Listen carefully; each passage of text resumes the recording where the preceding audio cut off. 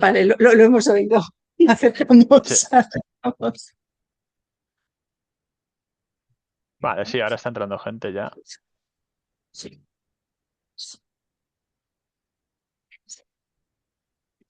¿De qué se presente? Sí, sí, something. Sí, después estamos hablando, si no, hacemos Switzerland, no está. Pero puedes decir el paso que tenés el dominio de la. Sí.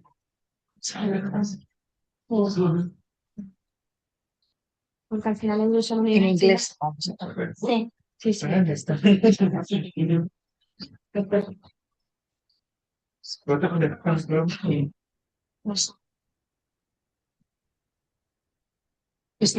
Estáis, bueno, ya estamos aquí. Claro, tengo 3 estudiantes.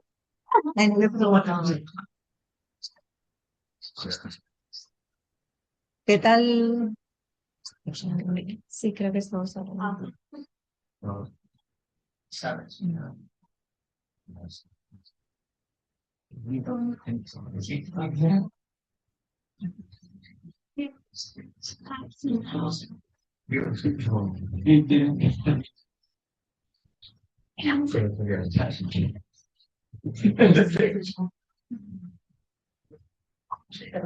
Ahora, Me ha dejado 1 hora y media. Y era 3 horas en el pico. Hicimos las cosas tampoco. Bueno, ¿os hace falta algo más o puedo ir saliendo ya? sí, sí, muchas gracias. Vale, luego le pasaré a Marta la grabación para que os la transmita. Vale, adiós. Adiós, gracias.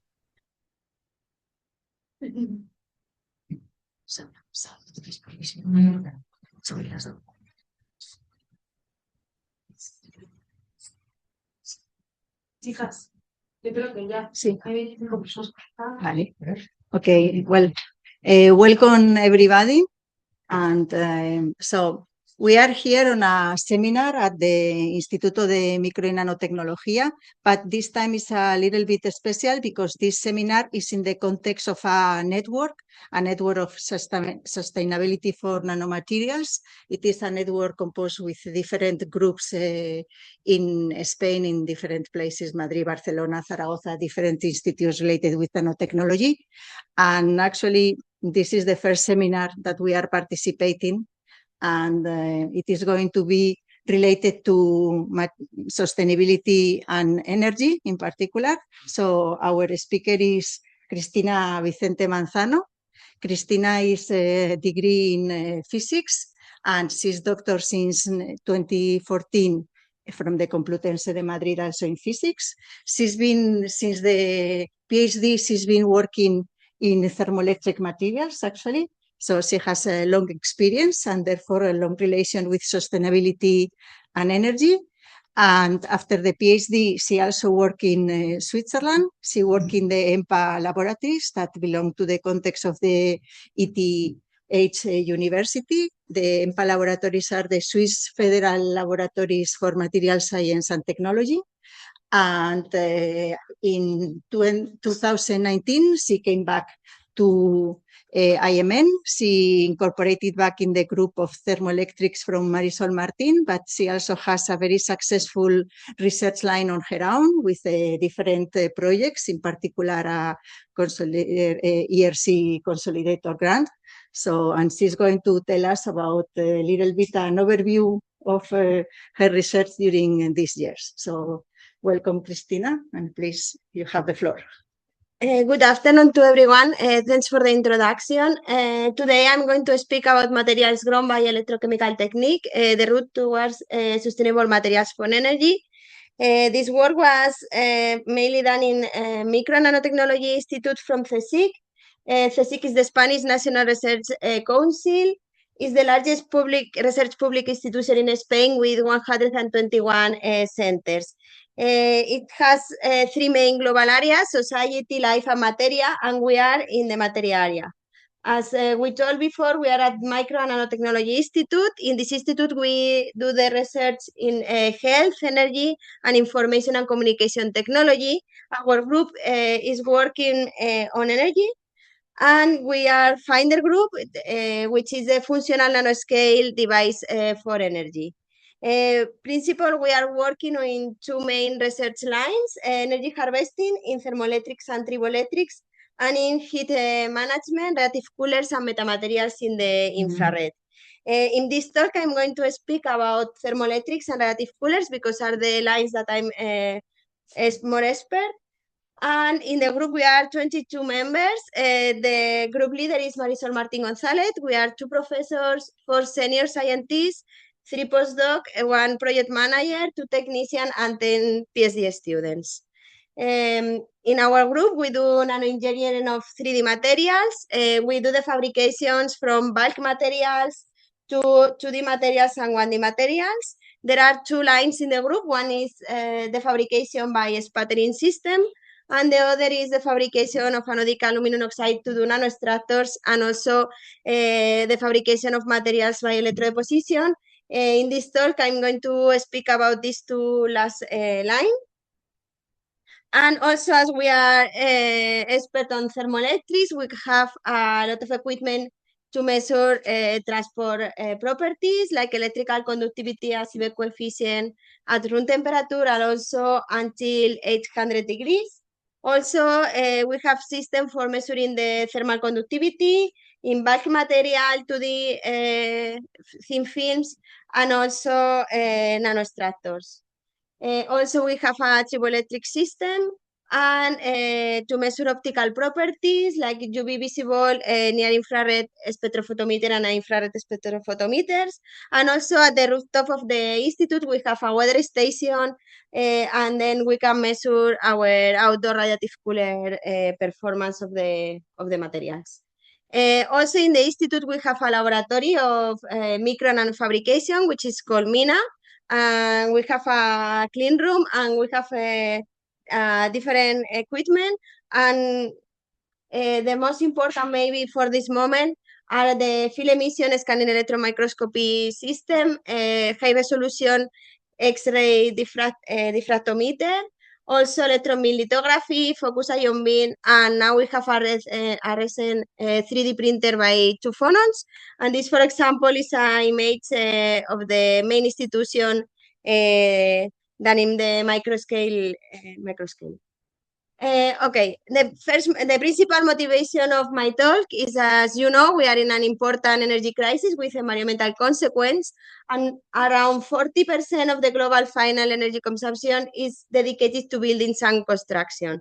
Around 20% of this is dedicated to air conditioner system and electric fan, and now it's increasing more with the artificial intelligence centers.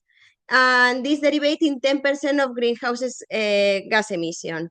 So in this context also, the use of Internet of Things device is increasing year by year. So we need to do the research in a lot of alternative energies. In this case, energy harvesting, for example, with thermoelectrics, but also it's important that we save energy. And in this case, reactive coolers are an option for that. So in this talk, I'm going to focus in these main topics. So the thermoelectric effect is the direct conversion of temperature difference to electric voltage and vice versa. There are many applications from high temperature materials, for example, to in thermal plants, or for example, for a watch, because we can have a temperature difference between the ambient temperature and our body. Okay, the efficiency of these thermoelectric materials depend on the figure of merit, which depends on the square of the Seebeck coefficient, the electrical conductivity, and the thermal conductivity. So in this first part of the talk, you will listen all the time these 3 parameters that are couple each other. That means that when we want to increase one, the other decrease. And one of the most popular approximation to uncouple these 3 parameters is by nanostructuration. So I'm going to speak about the fabrication of different materials and also their nanostructuration to improve this figure of merit. If you see the figure of merit along the years, in the 1680s, the main materials were silicon germanium and also lead telluride. Now lead is forbidden in Europe, and another important group are bismuth telluride basis materials. In the last year, tin selenite reported a maximum figure of merit of 2.6. So in this talk, I'm going to speak about bismuth telluride material, and then in the way to go to more sustainable materials and copper nickel, and I'm going to finish with selenite. So when we start in our group, we start with fabricating materials by electrodeposition, because this technique allows us perfect control over the morphology, crystallographic structure, and composition, and also is an inexpensive and scalable process to the industry. We normally use a conventional electrochemical cell of 3 electrodes. When we want to obtain films, we normally use gold on silicon. If we want to use nanostructures, we normally use anodic aluminum oxide template that I will explain after on gold. The reference electrode that we use normally is silver chloride, and the counter electrode is a platinum mesh. So we started with bismuth telluride because it was one of the most used thermoelectric material at commercial level. So it has a orthorhombic structure. When we can see that the z-axis is along the structure, and we can see that 5 layers of tellurium, bismuth, tellurium are bound by van der Waals bonds to another 5 layers. And then in the beginning, we did a lot of efforts to obtain a very high power factor. In this case, is the square of the Seebeck coefficient and the electrical conductivity by electrodeposition at constant pulse voltage. In this case, we reach a maximum value around 100 degrees, and with a value of 600 microwatts per Kelvin square meter. After this, okay, in this case, the composition of the material is bismuth 2, tellurium 3. And after this, the first thing that we did is to study the anisotropy effect of bismuth telluride films for the first time, because we saw some study reported respect to the bulk, but not in the films, and then the thermoelectric techniques are a bit different for this kind of samples. So, okay, the thing that we did is to obtain by electrodeposition highly oriented films along the 110 direction. And then in this case, we saw that the z-axis is perpendicular to the growth of the film. With this, we measure the electrical conductivity, the Seebeck, and the thermal conductivity out of the plane and in plane. And the thing that we saw is that, when we measure out of the plane, we got a z-t that is the double of the value when we measure in plane.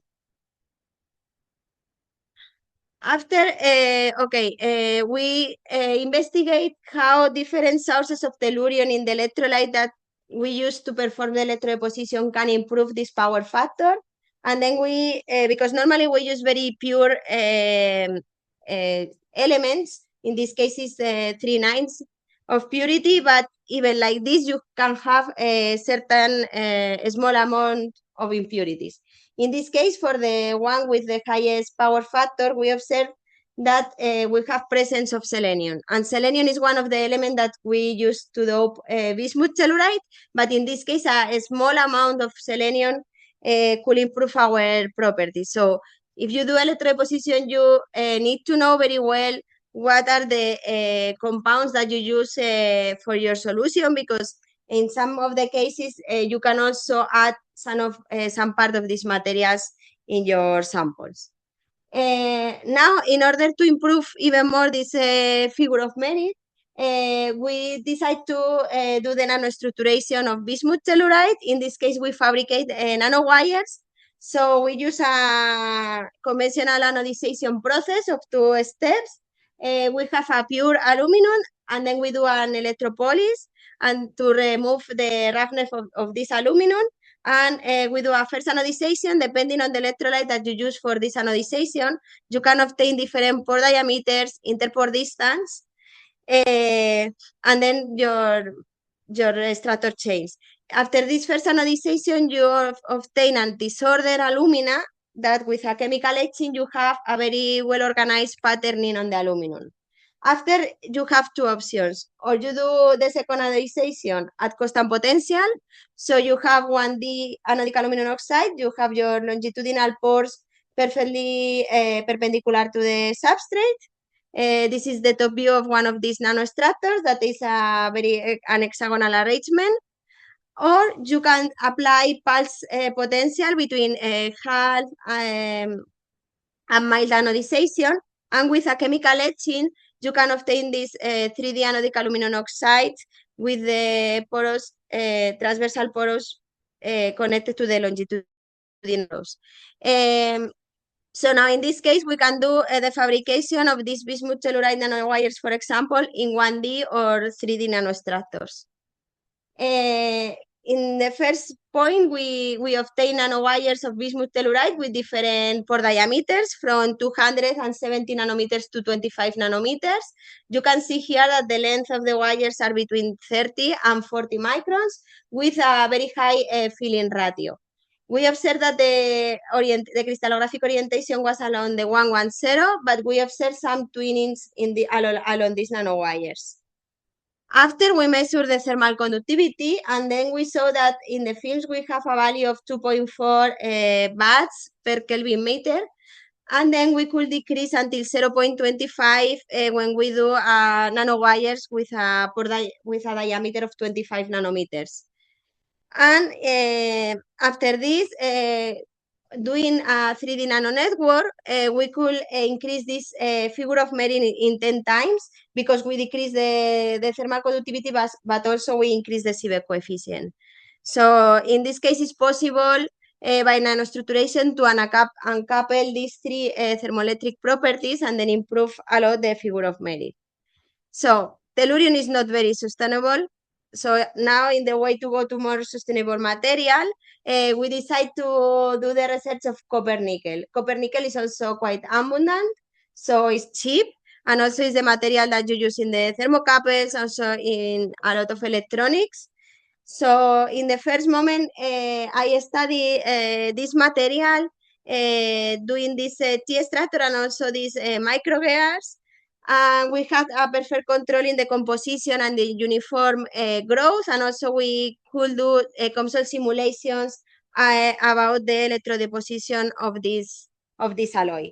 So after this, I thought, okay, maybe this material can be a good thermoelectric material because it has very high electrical conductivity because it's a metal, obviously, and you can see here it's almost 2 orders of magnitude higher.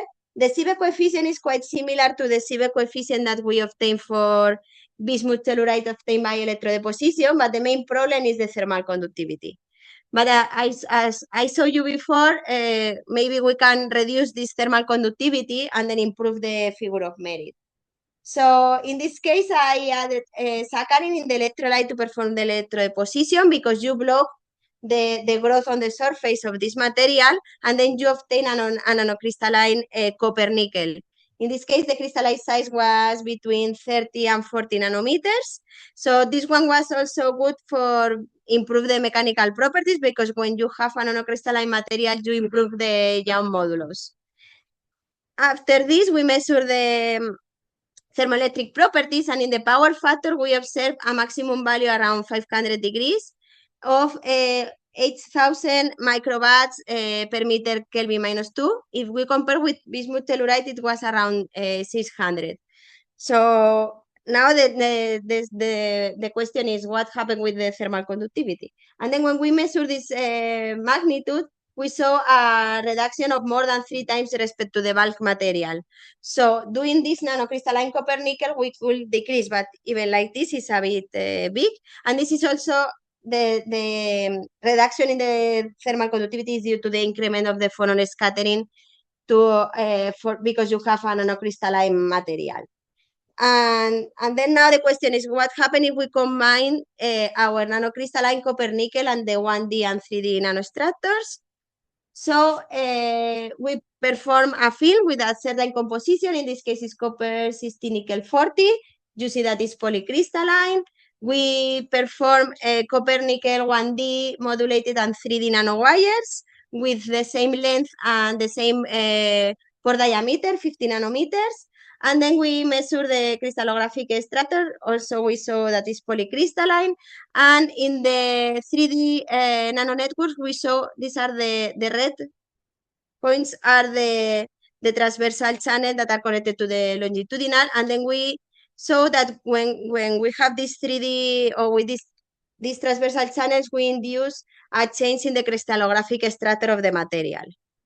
So one of the main advantages to have these 3D nanostructures is that we can use the same experimental techniques that we use for films to measure the electrical conductivity, the Seebeck coefficient, and the thermal conductivity. So we measure the electrical conductivity of the film, and also we measure the thermal conductivity, the electrical conductivity of a 3D. But here the question is, okay, what is happening when you apply a voltage between the part A and B? Is coming from all the material, because in bismuth telluride, yes. But here, copper nickel is a metal, so the electrical conduction is much higher. So we did COMSOL simulations, and then we saw that all the current is passing through the first channel. So we took the seed resistance that we measure by Van der Poel also as the films, and then we consider only one channel and the longitude of the transversal channel. And with this, we got that the electrical conductivity was very similar to the one on the films.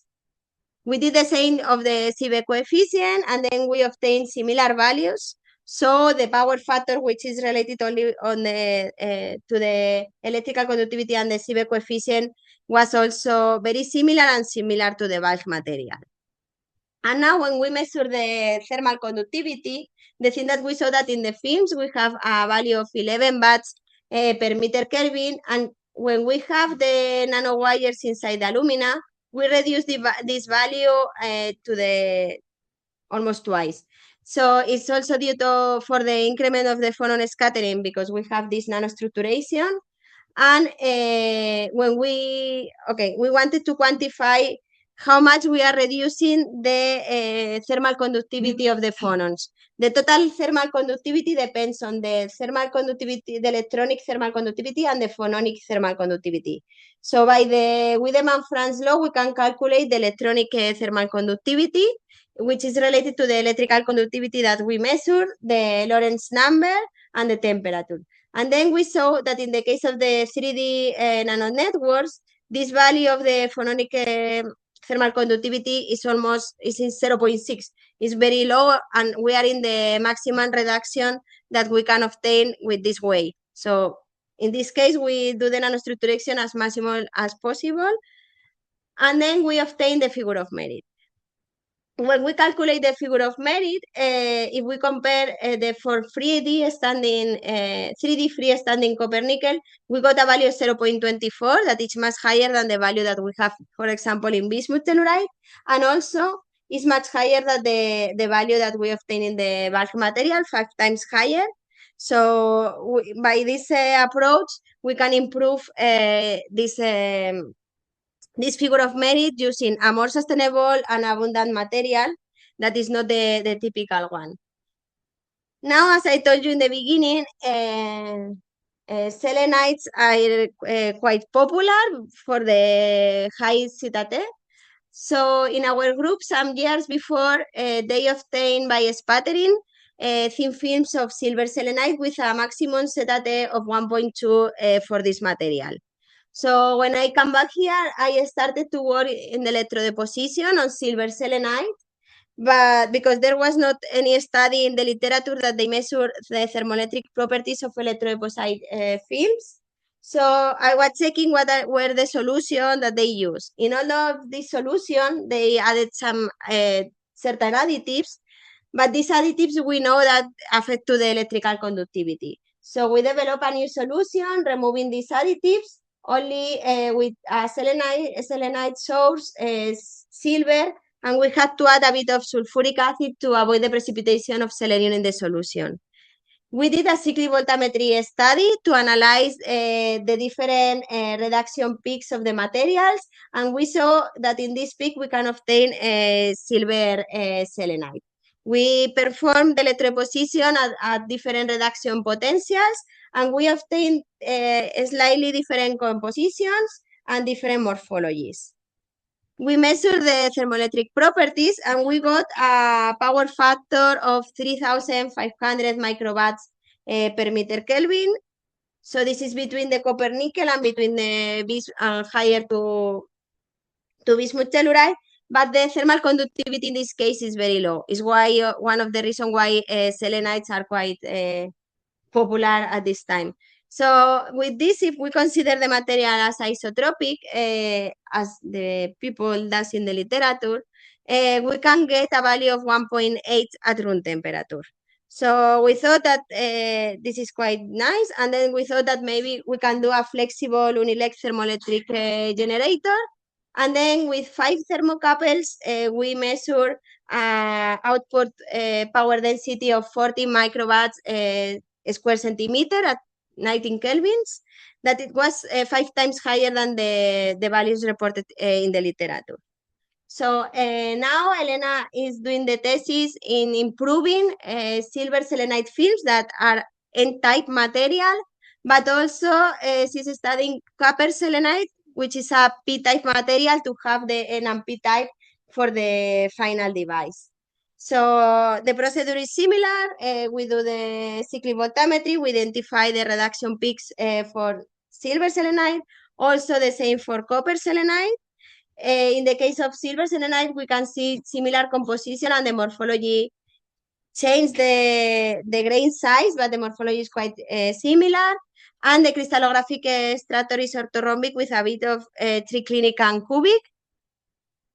So with this, in this case, we put contact on the films because we need this contact to perform the final thermoelectric device. And then we measure the thermoelectric properties with this contact, and then we saw an increment in the power factor to almost 8,000 microwatts per meter square Kelvin. And also when we calculate this ZT, we obtain a value of 2.9, that is quite high. And then this is a bit at room temperature. With this value, okay, this was 2 times higher than in the previous one. With this value, we pass to copper selenite. In this case, depending on the reduction potential that we apply, we can observe a different compositions, also different morphology. When we study the crystallographic structure, we could pass from tetragonal to cubic, and in the case that we have a cubic structure with a bit of monoclinic, we obtain the base thermoelectric performance. So we added also the contact for the measurements, and we got a maximum value in the power factor of 1,100 microwatts per meter square Kelvin. And when we do the ZT, we have a value of 0.4.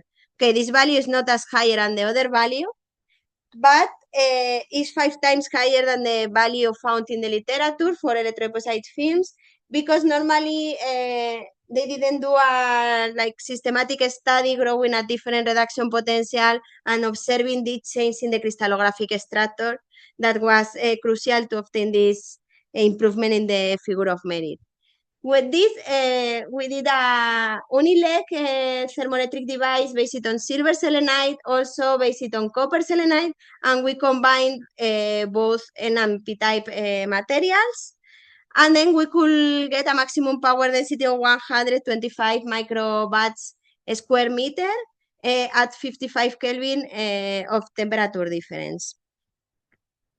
So the first conclusion of this first part of the talk is that we investigate a material, bismuth telluride material films, and then we observe the anisotropic effect on this film, obtaining a improvement when we are measuring out of the plane of these films. We improve the figure of merit by reducing the thermal conductivity in 1D nanowires, and also in 3D nanowires, we observe an increment of 10 times higher. And we are passing to more sustainable materials as copper nickel, with a reduction in the thermal conductivity of 3 times respect to the bulk, and when we have nanostructures, even 6 times, with an improvement in the figure of merit of 5 times. And now we are more also based on the selenites. So we are doing different elements to perform a final thermoelectric device. So the second part of the talk that as I told you, is based on saving energy. In this case, reactive coolers are quite impressive because these materials allow us are thermal emitters in the infrared, so allow us to have a reduction of temperature below ambient temperature. So you have to expose the material to the space, and then you emit the infrared emissivity through the outer space. So to have an ideal reactive cooler, it's important that you have very high solar reflectance because you don't want that your material heat during the day, and you need to have very high infrared emissivity in the atmospheric window between 8 and 13 microns. And these materials are more efficient if you only have this high emissivity in the atmospheric window. So in this sense, we started with Alba's thesis to study anodic aluminum oxide nanostructures on aluminum as reactive cooler, because, okay, an anodic aluminum oxide nanostructure alone, it has very low solar reflectance, as you see here in green, but when you have on aluminum, that is the one in blue, you increase a lot of this solar reflectance. And when you check the infrared emittance, the aluminum is here, it's very low also in this case. But when you combine both materials, you have very high infrared emissivity, and also you can see that fit very well to the atmospheric window. And after I'm going to speak about how to improve this part of the graph, the part that are between like 11 and 17 microns. So the first thing that we did was to analyze how the morphological properties of alumina affect to these optical properties and then to the passive reactive cooler performance. So we analyze performing the anodization in different electrolytes, how the thickness influence in these optical properties, the interpore distance, the pore diameter, the porosity, and also the ions, because when you do an anodization in a certain electrolyte, depending on these electrolytes, you trap different ions in your alumina structure. And for example, here we can see the reflectance. The red one is in sulfuric acid, the purple is in phosphoric, and the blue is in oxalic. So this, when you go to the infrared, has some repercussion on this atmospheric window. So we obtain a maximum solar reflectance of 82% and a maximum infrared emittance of 95%. With this, we could knew how the different parameters of alumina affect to the different regions in the optical properties. So in the solar, reflectance is affected by the thickness and the interpore distance of the alumina. Between 4 and 9 microns is affected by the thickness and the ions that you have in the structure. And between 10 and 17 is affected by the porosity and the pore diameter.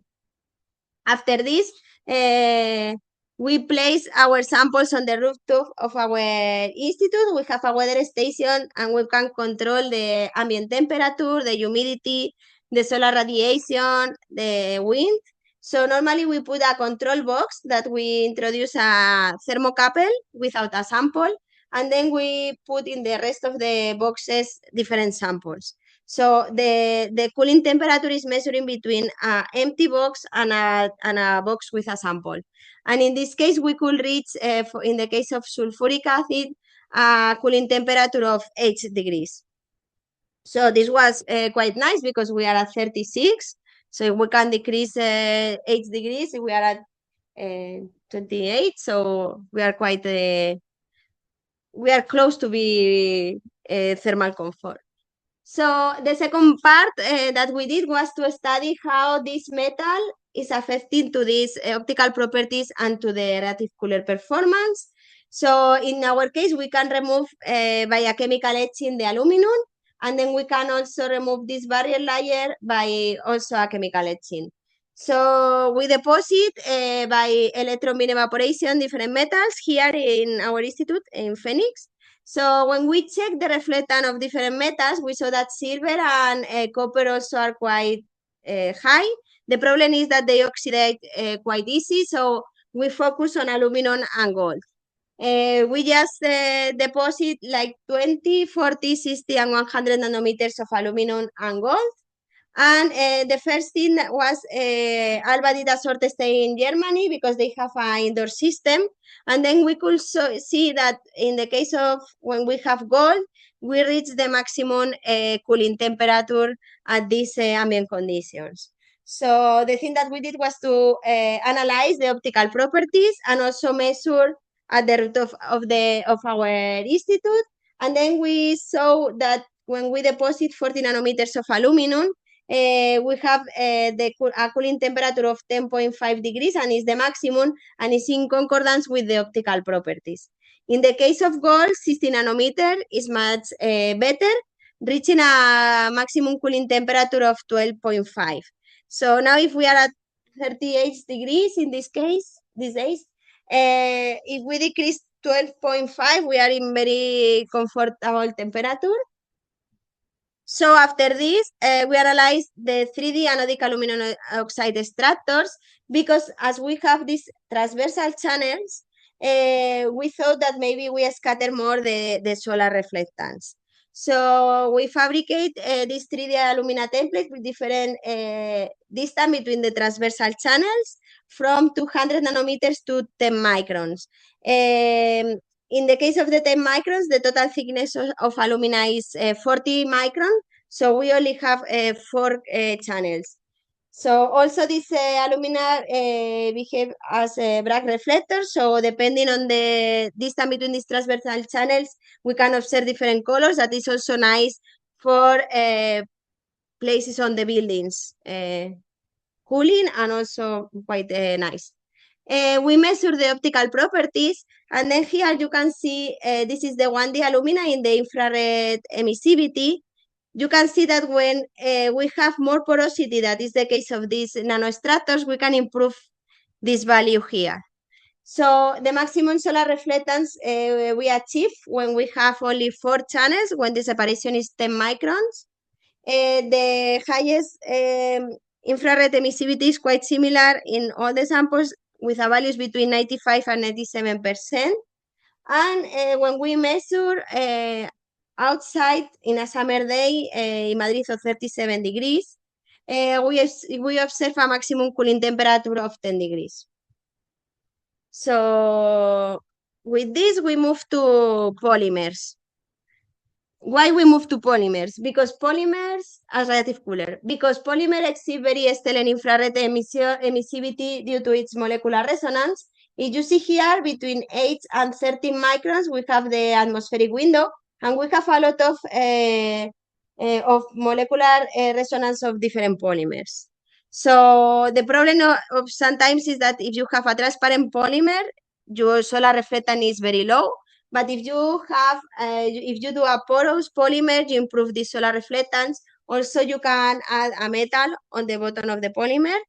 But in this case, we choose for starting with the polymers, commercial cellulose. Cellulose is one of the most abundant organic polymers on Earth. It's biodegradable, it's cost-effective, it has good mechanical and chemical properties, lightweight, flexible, and also allows water retention. So, and cellulose exhibits stellar infrared due to the molecular vibration of carbon-oxygen-carbon and carbon-oxygen bonds. And we choose these 3 different networks: nitrocellulose, mixed cellulose ester, and cellulose acetate, that change a bit in the chemical structure. So this is the scanning electron microscopy image of these networks. We measure the solar reflectance with values, we reach values between 95 and 97%, and a maximum infrared emittance of 96%. We measure one day in summer with a temperature of 38 degrees and a maximum humidity of 45 degrees.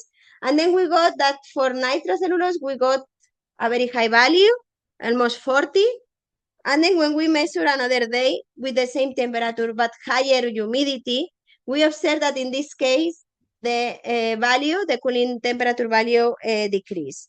So if we compare both days, we could see that for nitrocellulose, change between one day to the other during the day, but for the two rest of cellulose, the values were quite stable. So we thought, okay, what is the difference? Because the chemical structure of nitrocellulose and mixed cellulose ester is more or less the same. What is the difference between the sample? And then as it was changing with the humidity, we analyze the hydrophobicity of the samples. In the case of nitrocellulose, is much hydrophilic than the two other samples. So if we want to have a very stable material to place on the rooftop of a building, we need something that is hydrophobic. So now we are studying an hydrophobic material, which is polyvinyl fluoride. So Amaya is doing the PhD performing 3D PVDF nanostructures. So we fabricate a 3D with, for example, this color because the separation between the transversal channel is 200. We infiltrate PVDF at the melting temperature of the polymer. We use normally a film and then we infiltrate inside the alumina. And also we can do the measurements with the alumina or removing the alumina because the mechanical stability of the nanostructure is very nice. So after this infiltration, we got this brown color. And then also we decide that the crystallization of PVDF has alpha and beta phases. We didn't know what was the best phase for our application, so we decided to do different cooling method after the infiltration. We have the template in an oven with the polymer inside, so we can remove from the oven and then we have this natural cooling, or we place it on the top of a cold heat sink and then we call fast cooling, or we introduce directly in liquid nitrogen. So this we call ultra fast cooling. Also, as we saw this color and we knew that PVDF has some fluoride defluorization, we did a UV treatment, and then when we did this, we return the samples more whiter. So the solar reflectance increase a lot.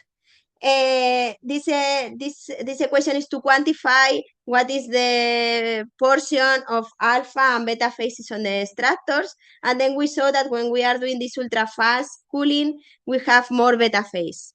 So the next step was to obtain the optical properties, and here we could see that for this fast cooling with the ultraviolet treatment, we could reach the highest solar reflectance with a value of 82%. Also very high infrared emissivity or almost 97%. And then we did the same. We placed it on the rooftop of our institute. We have a control box, and also in this case, now we have more samples even. So we measure in 3 different days with 3 different solar radiation, as you can see here. And then the thing that we observe first is that when we have more solar radiation, we have more cooling temperature. So this is also quite nice. And the best sample obviously is the one that we have with the ultra-fast cooling performance with the ultraviolet treatment, and when we remove the alumina with a cooling temperature of 13 degrees. So now Amaya is also studying another more sustainable polymers and trying to find another approaches. So in summary, we started with this line with relative coolers, and then we analyzed how the morphological parameters of anodic aluminum oxide influence on the optical and then on the cooling relative cooling performance, improving this cooling temperature when we deposit a few nanometers of gold. Also, we analyzed 3D anodic aluminum oxide, and we conclude from the cellulose that more hydrophobic material are better for this to have a stable material. And also we obtain nanostructured 3D polyvinyl difluoride in alumina template with a good value in the cooling temperature. And thank you very much for your attention.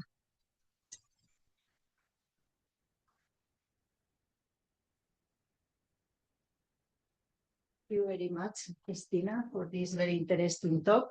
So now we proceed to see if there are some questions. So I think Luis is going to put the host on your computer if there are some questions from the online people. And also if we have some questions here, maybe if there is nothing yet there, we start. If there is some questions, there is one there in the. Hi, Cristina. Nice presentation. Returning to the copper nickel material, not about this one. Do you think that when the 3D printer, the metal printer arrives, we can modify the structure of the material and maybe Okay. I don't know nothing about the 3D printing that is coming, but sorry, it could be.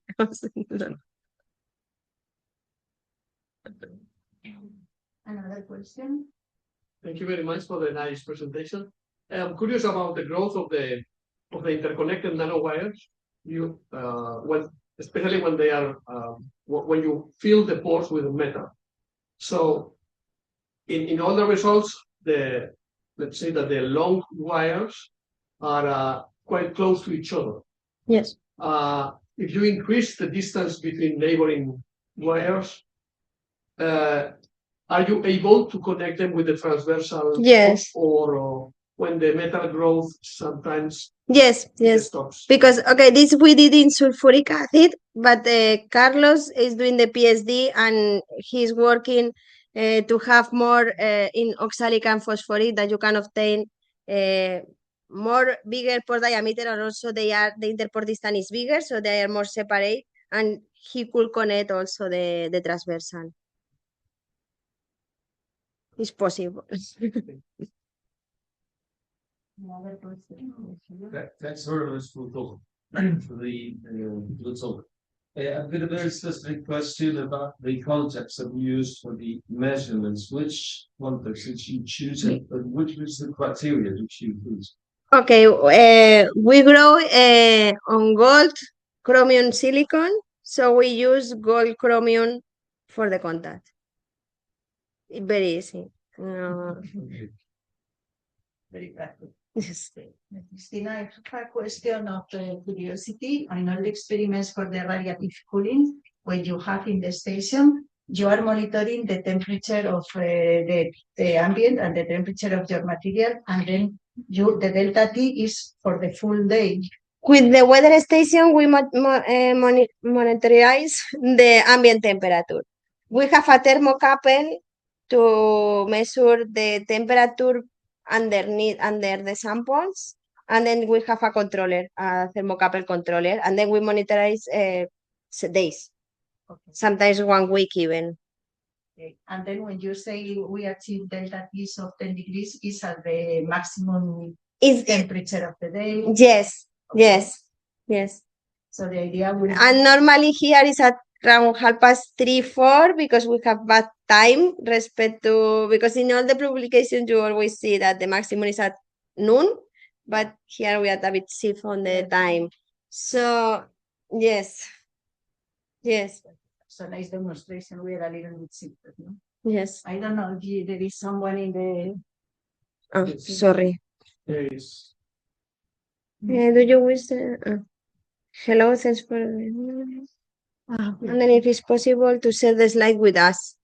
Okay, some of the slides maybe because are published, but other not. Sorry. Is there any other question? I think someone has. Oh, sorry, because I'm not just got this. And then you can see the assistant. Sí, there is in assistant, there is one hand up. Or there is in the chat. Here. Sorry. Sustainability. You can know.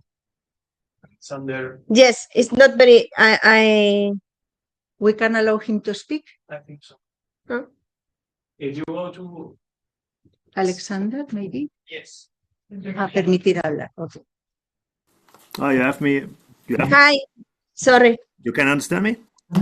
Yes, And my question is very quick about the sustainability of bismuth, of selenium, and of cellulose acetate. So, bismuth, selenium, I looked up, the yearly production is something like a few thousand tons. That's nothing. If you think about widespread application, that's absolutely nothing. Then, can you hear me?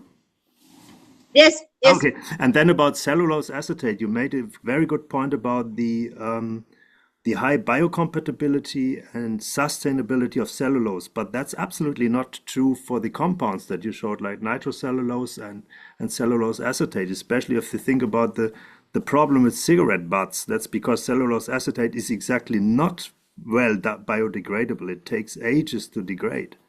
Yes, yes. It's why we are moving to another polymers. It was the starting point, as I told in the presentation. But we are moving to another polymers that are more sustainable. Which ones? Polymethyl methacrylate, for example. Okay. Yeah.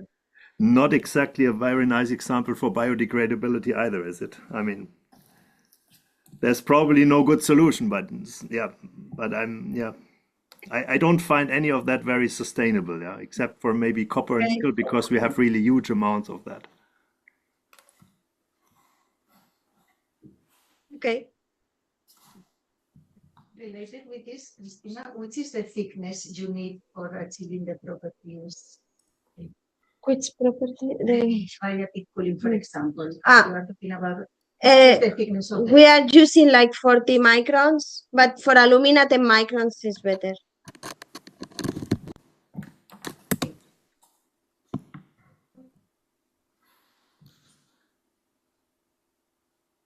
I don't see any more questions. Yeah, right?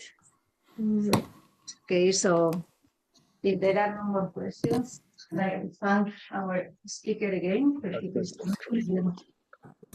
Ich mach gleich ganz leise. Da in den Beutel rein. Ach so, richtig, ja. Okay.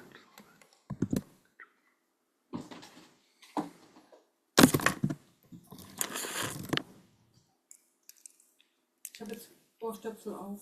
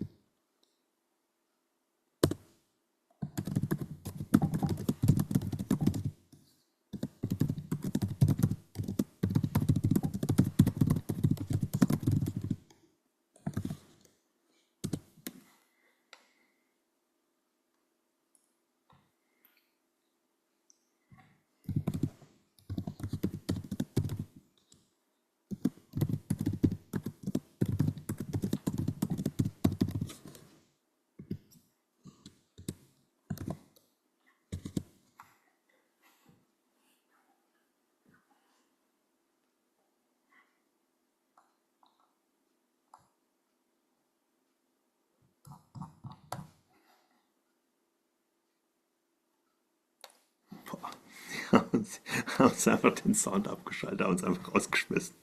Vielleicht fanden sie meine kritischen Fragen nicht so nett. Ich weiß es nicht.